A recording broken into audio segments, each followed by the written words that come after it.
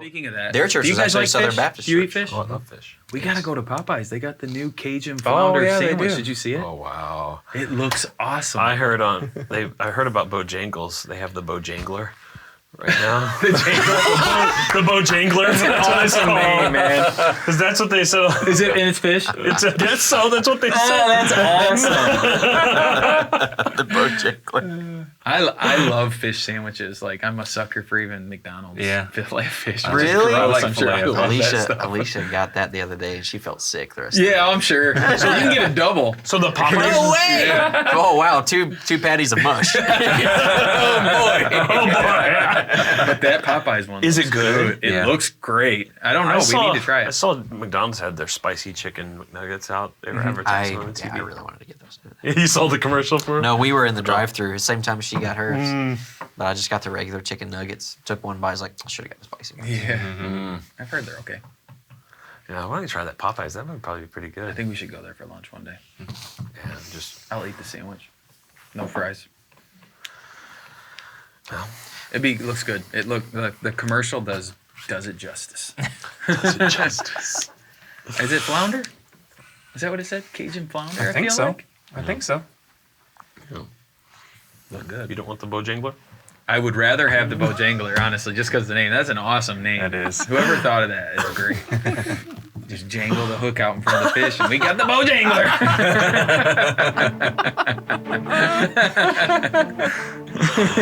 Okay.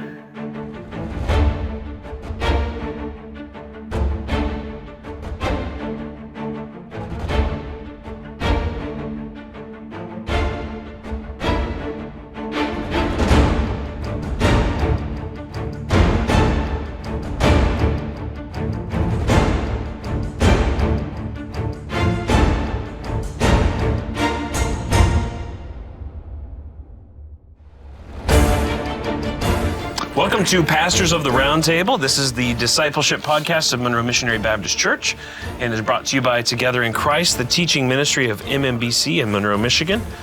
Together we want to encourage thoughtful discussion about the Christian faith and to connect you to the people and the ministries of MMBC.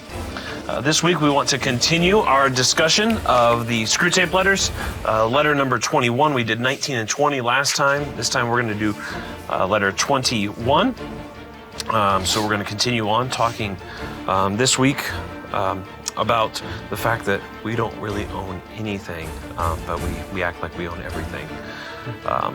So sitting around the table with me, our usual guys, Matt Bates, music and media pastor, Scott Slater, family pastor, Tim Icoangeli, lead pastor here at the church, and I'm Spencer Snow, the discipleship pastor here at MMBC.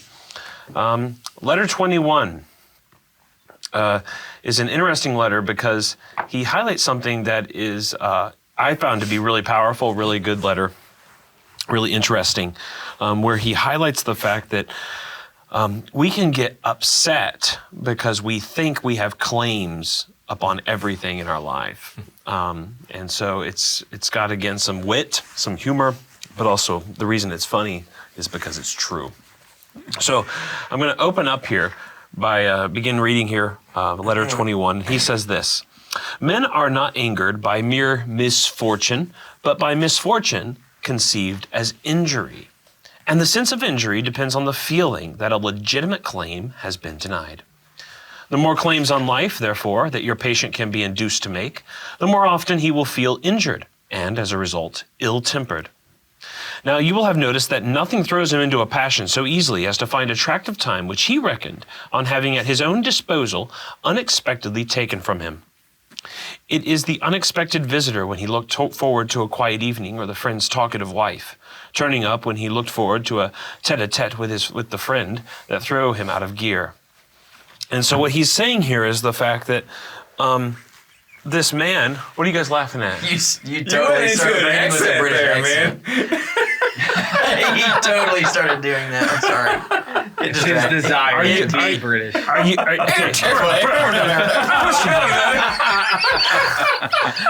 Do you think the demon had a British accent? I mean, I know C.S. Lewis did, but you think that the demons do too? I'm not sure. To make them feel more comfortable with their patient and everything, probably. Yeah, I don't know. That's one of those secret things. I don't know. I mean, you are revealing to us now that they did. Yes. Yes. Yes. I think every episode you need to have like a new article of clothing to make yourself more British. Like specifically like Winston Churchill, like a little. Yeah, Like, did he wear a bowler's hat? His hero. Is that what that was? Yeah, that would be cool. I'm I'm gonna okay start with with a stogie. Could be painting a picture by the end of one. Well, if you're C.S. Lewis, you need a pipe. I actually read a quote from C.S. Lewis to the youth this past week about having a pipe in your hand, or a pipe in from your the teeth. Athanasius letter, Pipe in the your intro. teeth. Yeah, I guess so, but like Yeah. having a pipe in your teeth Yeah. when you're reading a bit of theology. Yeah, it's the introduction to Athanasius. Yeah. Did you hand some out to the youth? Yeah. I mean, what was the They were purpose? bubble pipes. Had to make do with kazoos. That's a great quote, by the way. Yeah, I can imagine. No, you're right though. For some reason, just having tobacco on you either makes you feel Southern or British. So I don't know. I don't know. I don't think I've ever had it on me. Yeah. So anyway, interesting. Anyways, back Anyway, to the back to British- the. Have you ever noticed this in yourself? We should try to do an episode where all of us do an accent. So it is so thick nobody can understand. Okay. I'm trying to get that. Crikey, out of my- mate. Yeah, you just watch a little bit of Thomas the Tank Engine, and you get Luke. You ever seen Luke, the little engine? He's kind of Scottish, a little bit. Luke. No. Luke. All right. Have you ever noticed this in yourselves, Tim? Do you have times that you begin to belong to you think belong to you? You're pretty good at it. Yeah, I struggle with that. I know. You know what? You've seen that in me. No, so I guess one of the things is what he's highlighting here is the fact that we start to think that that the world, as I pointed out from my friend before that one time, right, that the world doesn't start and stop at our convenience, but we think it should. And we think that the whole world is all about us and we own the world and time, and our time belongs to us. So this is my time to do whatever I want to do and whatever.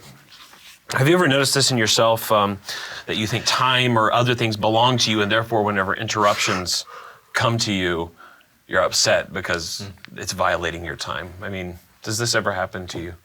Yeah, constantly. It's a big struggle of mine because I think when you live a lifestyle that's kind of busy, Right. just I have to plan my day out of what I'm going to do, when I'm going to do it, all that stuff. Right. And so if something twists that, it messes more things up than even just my time or Right. whatever. It could mess up my whole week now. Like my whole Yeah. week now has to change because of whatever. And so it's always something that's really hard for me to give up, Yeah. So, yeah, I struggle with it all the time. Yeah. Am I alone in this? No.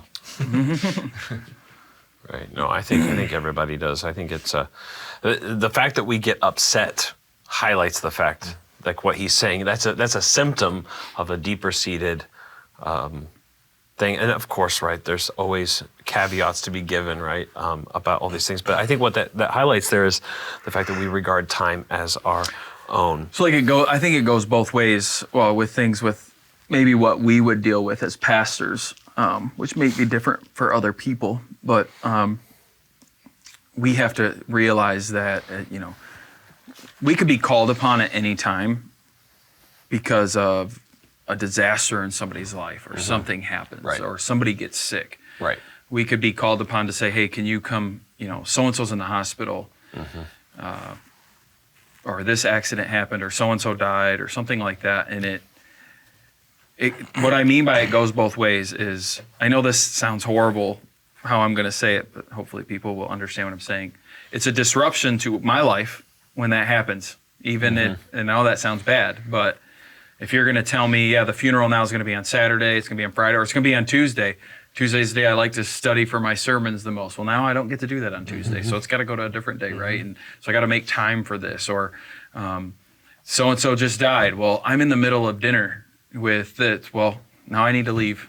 And what I mean by it goes both ways is I feel my time is important, and so I have to fight that. But now this other family feels their time is the most important. And so they put that on me. Pastor wouldn't come. He doesn't care. He doesn't love. Well, you're forgetting, that it's on you as well. And so we all have these struggles with it. And it's hard balancing that when everybody seems to struggle with that because they think their time is the most important. I remember dealing with that some, when I was in youth, I liked to go watch the kids do their different activities, whether it was basketball or baseball or whatever it might be. And that seems simple enough to parents, but some parents would get mad. You never came and saw my kid play football. Well, I know, and I know to you that's your life, and I know to you it's your kid and it's important and it's on your schedule. I have my own kids, and then on top of that, there's 50 other youth who are doing things that I would like to go see, but I just don't have that time, all the time. It's not that I don't like them or that I don't care. It's just, and it becomes a great battle. Sure. Within the church, within ministry. Yeah. So I don't know. Yeah. I mean,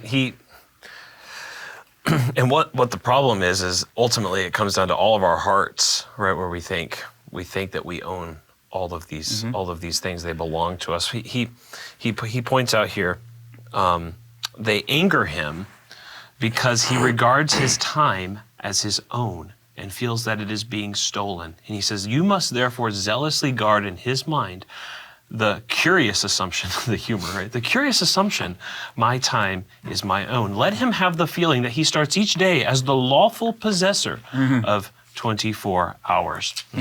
So we start thinking that time is our own, this is my own, whatever is my own, instead of forgetting that it's actually all gift from God. We were just talking about this a little bit ago off camera, but with our kids and waking us up in the middle of the night.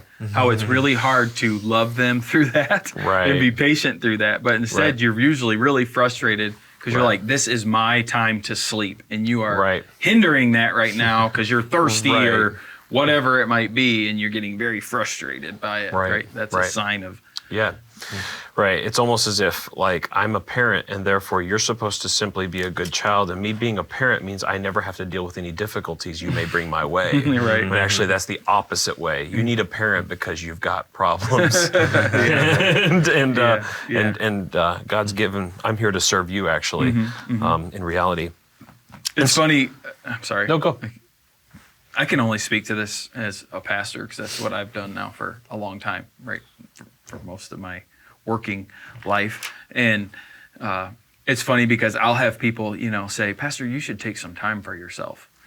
And I think that's great for you to say, but you won't say that when you need my time.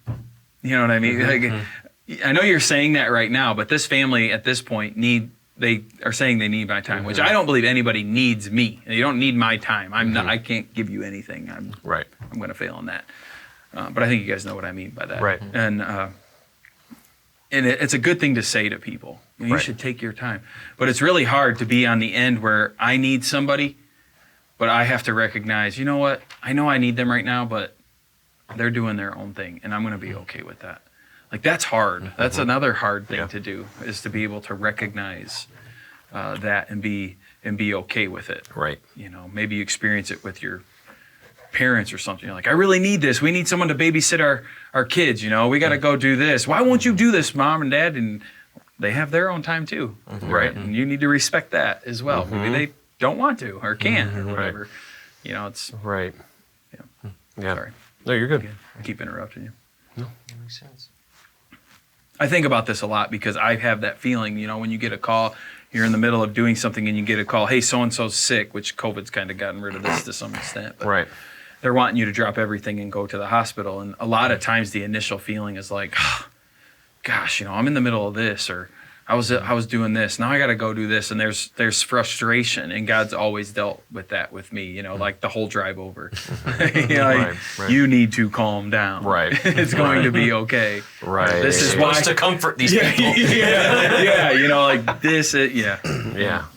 Well, that's a practical plea for all of the ministry of the church not resting on one man's shoulders. Right. Right. That's why it needs to rest on multiple men, no matter the size of the church. Right. It needs to. That's why there's a plurality of leadership there over a church in that way. Yeah.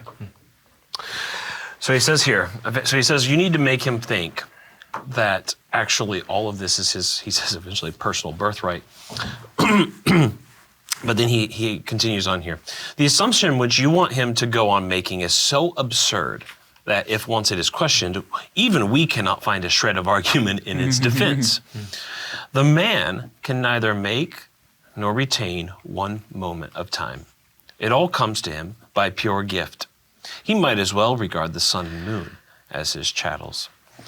So he says it's ridiculous that we would think that time works for us as much as we would think the sun and moon are our slaves. And what he's trying to get at is that we start to think that we are the center of the universe. It's laughable that humans can think that they own time, and it's absurd, it's ridiculous. It's really insane to think that we own these things as possessions. It's all pure gift that it comes to us. And this really pushes against what we typically think of as sinners. This is not unique to our society. This is across the board, is that we start coming with the assumption that the world is, that I control the world, that I'm in control of it, and that I rule it, when actually the Bible's understanding of the world is that God made it, and then if you're a Christian, God has bought you with his own blood. So you don't belong to yourself. Your identity is found in the fact that you don't own anything except that now you belong to him. But we approach it as if we did regard it as ourselves. What does this teach us about our sin nature, that we can so easily fall prey to these insane ideas like this? Because it's really almost insane. It's insane to think this, that actually I wake up and time all belongs to me and it's all about me. But that's what sin does. It makes us, if I can put it this way, it makes us stupid. It makes us believe ridiculous ideas that, if, as Screwtape says, if we actually gave 2 seconds of real thinking about it, we'd realize how preposterous it is. It is. Why? What does it teach us about our sin nature and about us as fallen creatures that we can fall to ideas like this? I think it teaches us that it is a matter of our nature, in a sense that, like, if you stop and think for 2 seconds, it becomes absurd. But it's just like, it's like a natural bent, a natural inclination that you do it. It's one of the ways it shows up the clearest and most consistent. And so I think it just goes to show, the idea that this is part of what it means to be a fallen person. That's not, not yet completely made new in that sense. So I think it's something that every person can identify with. It's not just a pastor. Right. It's not just a person with a big family or with kids in tons of sports. Right. It's like literally anybody has experienced this. Well, it doesn't take a child very long to say mine. Sure. Yeah. Well, I mean... Or the seagulls in Finding Nemo. Yeah, they can say that too. It shows the depth of our selfish. sin, because in Romans, right, where it says, well, I'll give it over to them in their sin and this. And then Scripture also talks about how not only will they recognize it as sin, but they're going to promote it as good. Yeah. And I've been taught, again, my whole life where I live, going through the public school system, being raised an American, being, all that here, that I have these rights that are mine. It is mine. When I pay for this land is mine, right? This house is mine. I have a job, and we sign a contract that you're going to pay me this, and I'm going to do this work. When I do this work, you owe this to me. Right? The government with the taxes, when they raise taxes, this isn't right? It's like you're getting my money. This is mine. It's all mine. And so I've been taught this my whole life, that it's all about me. Maybe not in the church setting. Maybe hopefully the church is pushing against that somewhat. But we just believe as Americans, we've been born with rights. And we have rights to property, we have rights to education, we have these rights that are ours. Yeah. And so we are taught this very plainly. And so when you step and encroach on me, we have a problem, because this is my birthright of being born here. Yeah. If you think about it, what you consistently hear people say too, the most sanctifying experiences in life is like when you get married, and also when you have kids. We were kind of talking about this earlier of, it's like all that, like when you have a child, all of a sudden, all that time that you used to enjoy sleeping is gonna go away, and you'll see how fast that turns you into a little rage monster, you know, or like how easy it is to. It's like you have this grand idea that you're gonna love this child with everything in you, and it's gonna be happily ever after, but wait until they wake you up every 30 minutes at night, and then like you get mad because like you are interfering with my sleep time, and there's people all over that say that. It's like they say I need or I must have like this amount of sleep each night, you know, and it's like when that gets taken from you from something like that, you realize like all of a sudden your life goes towards, whether it's in marriage or like having a new child. You mean that's what so many of those things are about, is your time is not going to be your own once you get married. Like you actually have a real relationship with this person, Right. Hopefully, and the same thing with a child is like that's going to take up pretty much all of your time, Right. you know, for the rest of your life. Right. You know? And but it's coming to terms with that is more painful for some, you know, because they have such an ingrained mentality of like, this is my time, I need my time, and things. But Yeah. I think back to your question, it really shows us that we're really good at deceiving ourselves to the point where we would compromise or justify the sin that we do. Yeah, no, I think it should humble us because it makes us realize how, I mean, as he says, we can't even think of any arguments really to defend this. Yeah. So don't even get him starting to think about it. But I think it shows how ridiculous sin is. It's insane. It's insanity. Sin is insanity. Yeah. To sin against God is the biggest harebrained idea anybody could ever think of, and yet we do it every day because it's part of our disposition is broken. We're none of us are sane. I think Spurgeon even said that one time, like none of us are completely sane. it's funny, like I mean, even recently, you know, when one of my kids have been doing something bad, and I'll just ask, it's like, what were you thinking when you did that? It's like, wasn't. I mean, they don't really have an answer for it, but because they Right. wasn't really thinking, it was just Right. kind of acting on impulse. Right. Well, you hear that oftentimes, right, from people who sin or commit some crime or whatever. I don't know what I was thinking. What were they thinking? Well, they weren't. They weren't. We're talking about time in particular, and I think about people who are late all the time, just like late people. To me, is very selfish. It's a very selfish personality trait that some people have, and I hate when I'm late. I'm not going to say I'm never late. I know there's times that I am, and there's probably good excuse sometimes to be late to something. My tire went flat or whatever. I mean, something could happen. At least legitimate excuse. Yeah, there's a legitimate legitimate, yeah. excuse, you know. And sometimes people go overboard. Well, you should have prepared for that, you know, and throw. Why didn't you leave 2 hours early? Yeah, you should have. Like, that stuff is dumb. But we've joked with people at other jobs that I've had before. They were just late all the time, and you would bring, like, kind of like you said with your kids, like, what is your excuse for being late? Well, I live 30 minutes away. You know, you only live 15, and you just don't get it. And it's like, you have no good excuse. Get up 15 minutes earlier. You know, leave a little bit earlier, or whatever the case. There is no real good excuse for you to be late all the time, to always be struggling with it. There is an answer to solve this problem, you know. And I think it comes to what we're saying. It's just, this is their time. It's my time, and you know, I can fit a little bit more before I have to go, or I can do this. And it's just really a selfishness when we get down to it. And if you have to answer to it, if you have to give a good answer, like, why are you late?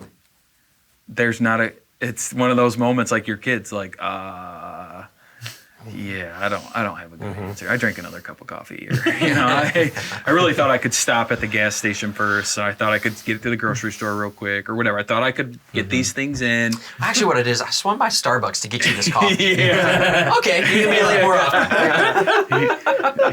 Yeah, but it's just like we own it, you know, and when we think of it that way, it really is a selfish thing, you know.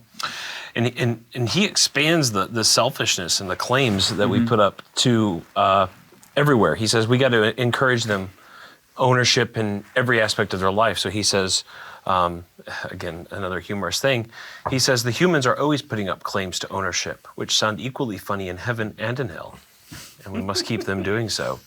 Much of the modern resistance to chastity, he writes, comes from men's beliefs that they own their bodies. How often do we hear that? Right? This is my body. Oh, yeah. I'll do whatever I want with it. Yeah. Right. This is mine. Yeah, that's just I am so who I common. am. Right.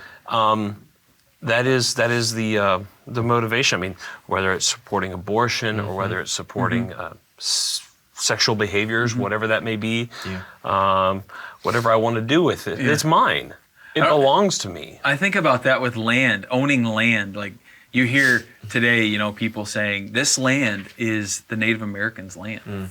And okay, who'd they take it from? Right? And you can keep going back with land. I mean, forever. You can go to Europe and say, the Ottoman Empire owned it, the Romans owned it. Like we can keep going and going and going, and it's because it's nobody's. We don't own this. Now, again, you're talking to people who come from a thought that there is no God potentially, right? Who don't believe in this, but for us who know and believe that God created everything and it's all His, it really is a silly thing to think that we can claim this right, that this is my land. Like we're the, in Oklahoma, the Sooners, that the whole story of that and staking our claim with the flag. This is my 50 acres that I'm getting. Right. I mean, it just doesn't exist. And if you start playing that game of ownership, it is going to lead then who really is the rightful owner, because they owned it first and you stole it from them not the right way, and it wasn't handed over the right way. And you keep going. And eventually you're going to get to nobody owns this. Right? That's the inevitable end. Right. So we don't own anything. No, nothing. Right. What does Paul say? We didn't bring anything into the world. And I think Paul said, "You who dies with the most toys still dies." Was that in Rome? I don't know. That's That's a Chevy sticker or something. I was gonna say, it's like, maybe from the just message. joking. wow. Yeah, that's the message version. It was a joke. Yeah. I have a bigger toy hauler. Right. Yeah. I mean, Jesus used that parable, right? The guy who's building barns, right, to store his stuff. You fool! Tonight your life's required of you. Right. Or Job, right? We bring nothing into the world. We can't take anything with us. Right. So it should really humble us to realize I didn't create myself. I didn't choose the time I was going to get to come into the world. I'm not going to choose the day I die. Yeah. I'm not going to choose what I have here in this world. I don't get to own anything. I am entirely dependent upon God. Right. Which leads to the theology of stewardship, right? And wanting to be good stewards of the things that God has allowed us to be a part of now. And so when we think about time and glorifying God with our time, how can I be the best steward of the time that God has given me? And so that's when you have to weigh the decisions of no, I need to spend time with my family, or I'm going to leave my family for a time to take care of this family who's hurting right now, or to go to work. Right, I'm not going to be with my kids because I'm going to go to work so that I can. That's the best way to steward my time, and we have to think through those things and and be willing to say no, because if you say yes to everybody, you're just saying no to other people. You don't realize that, but that's what's happening. So I want to be a good steward of my time, or you could take it to land, which I've been talking about. How can we steward the land? That's why I think it is a relevant conversation for us as Christians of the earth and taking care of the earth and recycling and all this stuff. It's not something I think you can just push aside. I do think you have to ask those questions and say, we want to be good stewards of what God has given us. And so that's why, I even take it down to, if God blesses you with a car, take care of your car. Take care of it. Be a good steward of it. Don't be selfish with it. Maybe you're giving people rides. Maybe you're doing these different things. Of your home, take care of your home that God has blessed, right? Be a good steward of that thing. Don't treat it like trash. It's not, it be somebody else's maybe right down the road. So treat it well. Those are questions I think as Christians we need to think through in all areas of stewardship. Time, like you said, time, resources, all this stuff. Because really, it's not ours. God has blessed us with it for this moment. So I want to use it the best I can for His glory. Right. And I exist for other people too, and I exist for God. I want to read. There's some really good stuff here. Eventually, when he says this, he says it towards the end. He says we want to encourage the idea of them using the word "my." he says, even in the nursery, a child can be taught to mean by my teddy bear, not the old imagined recipient of affection to whom it stands in a special relation. For that is what the enemy will teach them to mean if we are not careful. But whenever the kid says my teddy bear, he says, but the bear I can pull to pieces if I like. So what he's saying is mine, I own it, therefore I can master it and do whatever I want with it. I am the controller, the master, the commander, and the manipulator of whatever I want to do with it. And he says, and at the other end of the scale, we have taught men to say, my God, in a sense not really very different from my boots, meaning the God on whom I have a claim for my distinguished services and whom I exploit from the pulpit, the God I have done a corner in. So again, right, what is it ultimately about? It's ultimately about idolatry. I'm going to manipulate and control God, I think. I am the master and the controller of my life. I'm the captain of my fate, that kind of idea. Ultimately, we believe the lie that I've got God in a corner, I've got everybody in a corner, and anybody who gets out of line, it's my job to put them back in line. Because ultimately, I'm God. I'm the one in control of everything. Eventually, what Screwtape points out is that the joke and the humorous throughout the whole thing is that we actually own nothing. He says, and all the time, the joke is that the word mine, in its fully possessive sense, cannot be uttered by a human being about anything. In the long run, either our Father or the enemy will say mine of each thing that exists, especially of each man. They will find out in the end, never fear, to whom their time, their souls, and their bodies really belong. Certainly not to them, whatever happens. At present, again humorous, at present the enemy says mine of everything on the pedantic, legalistic ground that he made it. Our Father hopes in the end to say mine of all things on the more realistic and dynamic ground of conquest. Reminding us that nothing, we can never say anything is ours ultimately. And that's what he says the humorous thing is. The joke is no human being can actually say mine of anything. That's what reminds me of the Heidelberg Catechism, the opening question. What is my only hope in life and in death? That I do not belong to myself, but to my faithful Savior, Jesus Christ. That is a radically different message than natural sinful man of any culture wants to hear.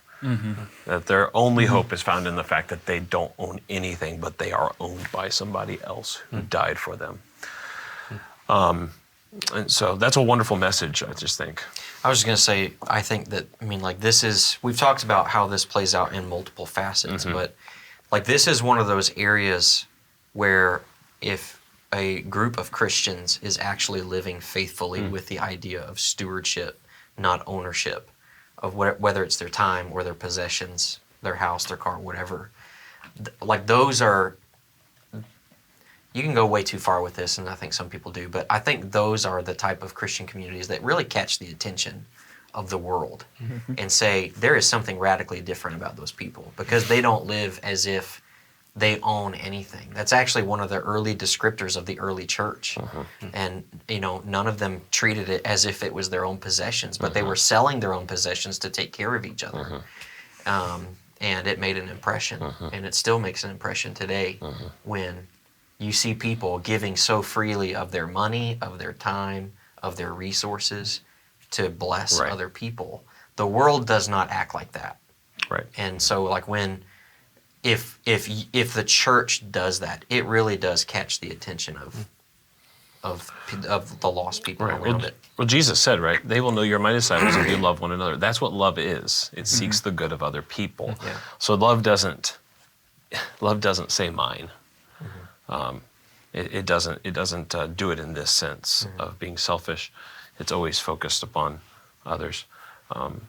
So yeah, and that's a wonderful truth of the gospel. Is because now we're free from trying to buy God's love. So I don't have to use my works to buy God's love. I can use my works now to benefit my neighbor and bring glory to God, because I'm set free from having to be in bondage. So God sets us free to love other people.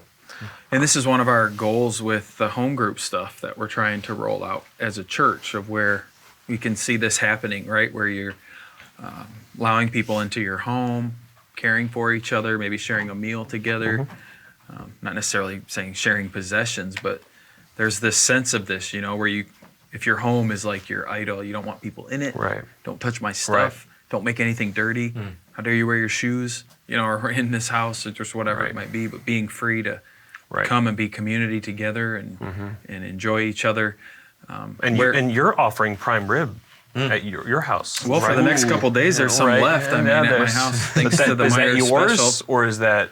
I told you guys you could have it. No, you didn't. Yeah, you didn't bring it in. You didn't bring it in. Do you know where I live? I mean, you could come to my house and be my house? You could come to my house. Yeah, just Amanda's house. Oh.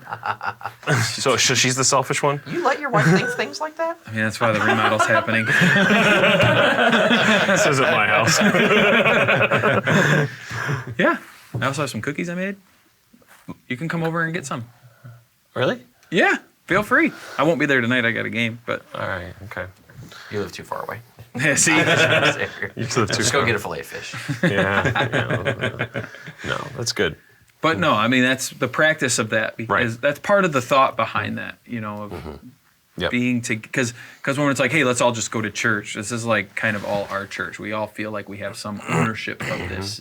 If the carpet gets coffee on it, you don't go home all frustrated usually, because it's not really my carpet. I mean, but if it's at your house, and that's a different story. Right. And so just coming together in homes, I think, helps us to see this. Yep. Yeah. To share. To share, which is Right.